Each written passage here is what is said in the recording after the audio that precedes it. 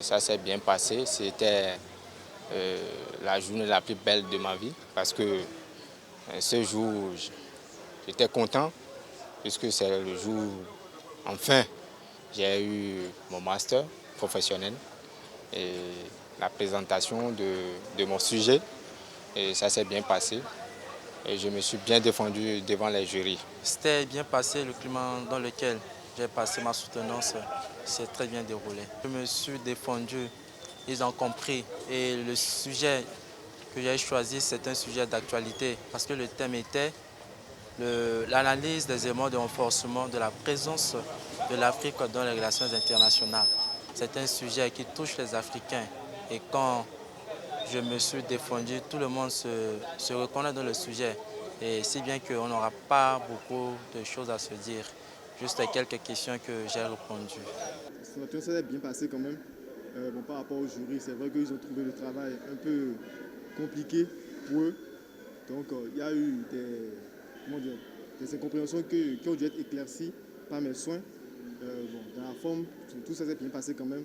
Donc à la fin, j'ai eu la mention bien. Le thème, en fait, c'est le devis de masse et centrage à l'aéroport de Cotonou, analyse des perspectives. Donc dans ce document, j'ai eu à aborder beaucoup d'aspects relatifs à la sécurité des vols, comment établir le devis de masse et centrage, les calculs, et puis ensuite, sur la base de simulation de vol, reproduit le crash du 25 décembre 2003 afin de montrer ce qui a raté au cours de ce vol-là. Donc l'ensemble de cela a permis de répondre en fait à la problématique. Le thème de mon mémoire, c'est contribution à l'amélioration des procédures d'évaluation des bases de calcul de l'impôt sur les revenus fonciers au sein des impôts de AGLA.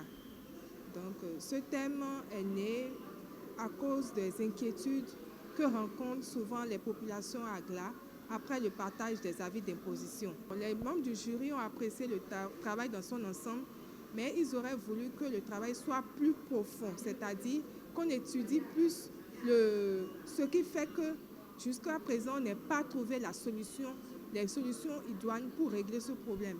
C'est-à-dire qu'une maison par exemple est fermée et que l'agent enquêteur vient et évalue la maison, une maison qui n'est pas habitée par le propriétaire ou sa famille ou qui n'est pas louée du tout, on vient, on donne un montant.